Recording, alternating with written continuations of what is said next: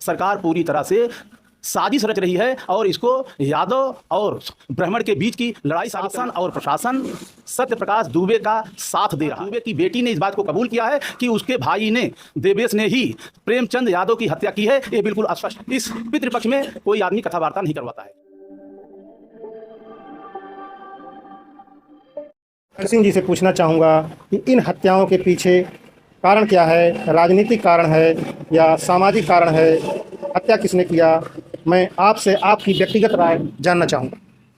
इस संबंध में मैं ये कहना चाहता हूँ कि सत्य प्रकाश दुबे के भाई ने, जिसको ये राइट था कि वो अपनी ज़मीन किसी को भी बेच सकता है, अगर उसने अपनी ज़मीन प्रेमचंद यादव को दिया, वो उसका अधिकार था और प्रेमचंद यादव को उसको लिखाने का अधिकार था। तो सत्य प्रकाश दुबे को उस पर किसी भी प्रकार का प्रतिवाद करने का अधिकार नहीं था। उसने सबसे पहले इस विवाद को बढ़ाने का काम किया। और सबसे बड़ी बात यह है कि सत्य प्रकाश दुबे ने, उसके परिवार ने, अगर वो ठीक ठाक परिवार होता तो अपने भाई को अपने साथ रखता। उसके औरत को इन लोगों ने मार डाला, जहर दे के मारा, और उसके बाद अपनी जान बचाने की नीयत से ही उसका भाई सत्यप्रकाश दुबे का भाई प्रेमचंद यादव के यहाँ गया और उसने अपनी ज़मीन प्रेमचंद यादव को लिखा। जो उसका राइट था, नैतिक अधिकार था, उसने उसको किया। अब यहाँ पर विवाद अगर सत्यप्रकाश दुबे ने पैदा किया है तो सबसे पहले गलती उसकी है। और उसने प्रेमचंद यादव को अपने यहाँ बुला करके अपने परिवार के साथ, अपने रिश्तेदारों के साथ प्रेमचंद यादव की हत्या की। तो सबसे पहले शासन प्रशासन को ये चाहिए था कि प्रेमचंद यादव के का हत्यारा कौन है, इसकी छानबीन होनी चाहिए थी, जो अभी तक नहीं हुई है। इससे ये पता चलता है कि कहीं ना कहीं शासन और प्रशासन सत्य प्रकाश दुबे का साथ दे रहा है और उसकी दिलचस्पी प्रेमचंद यादव की हत्या में नहीं है, उसके खुलासे में नहीं है कि किसने उसकी प्रेमचंद यादव की हत्या की।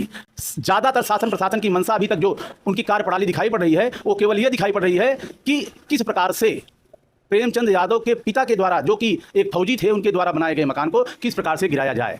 जबकि अभी पूरे सिमार में धान की फसल लगी हुई है, सही ढंग से पैमाइश नहीं की जा सकती है, फिर भी शासन प्रशासन को इतनी जल्दी पड़ी है कि किसी भी तरह से उसको अवैध घोषित करके और उसके मकान को जो है सरकारी ज़मीन में दिखा करके उसके मकान को गिराया जा सके। तो यहाँ पर पूरी फेल्योरनेस जो है वो शासन की है, प्रशासन की है, और कहीं न कहीं सरकार पूरी तरह से साजिश रच रही है और इसको यादव और ब्राह्मण के बीच की लड़ाई साबित करना चाहती है। और कहीं न कहीं ये रूप जो है वो सपा और भाजपा की के रूप में जो है ये लड़ाई बदलती जा रही है, क्योंकि एक तरफा यहाँ पे जो भी कार्रवाई हो रही है शासन प्रशासन के द्वारा एक तरफा कार्रवाई की जा रही है। क्योंकि यह स्पष्ट हो चुका है, सत्यप्रकाश दुबे की बेटी ने इस बात को कबूल किया है कि उसके भाई ने, देवेश ने ही प्रेमचंद यादव की हत्या की है। ये बिल्कुल स्पष्ट है। मारने के बाद वो भाग जाता है और ये बताता है कि हम कथा वार्ता करने गए थे। आखिर इस पितृपक्ष में कोई आदमी कथा वार्ता नहीं करवाता है। तो इस प्रकार से मेरा ये मानना है कि यहाँ पर पूरी सरकार की फेल्योरनेस है, जो इस बात को,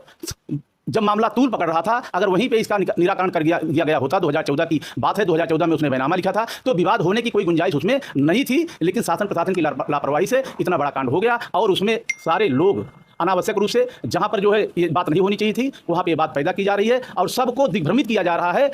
और सबसे बड़ी बात यह है कि प्रेमचंद यादव को न्याय न दे करके, उनके हत्यारों की खोज न करके, वहाँ का स्थानीय विधायक सलभमणि त्रिपाठी जो है वो पूरी तरह से जो है हत्यारों के साथ खड़ा है और शासन प्रशासन भी हत्यारों के साथ खड़ा दिखाई देता है। यहाँ पे जरूरत इस बात की है कि अगर शासन प्रशासन, उत्तर प्रदेश शासन जो है, जो कि योगी जी की सरकार है, और जब वो सही ढंग से निराकरण नहीं कर पा रही है, इसकी सीबीआई जांच करा लेती और इसमें जो है दूध का दूध और पानी का पानी हो जाता। दोनों पक्षों को न्याय मिलना चाहिए। एक पक्ष की गलती से इतनी सारी हत्याएं हो गई और फिर भी शासन प्रशासन इसको संज्ञान में ना लेकर के केवल यहाँ पर राजनीति कर रहा है, जो कि बहुत ही दुखदायी है। ऐसा नहीं होना चाहिए।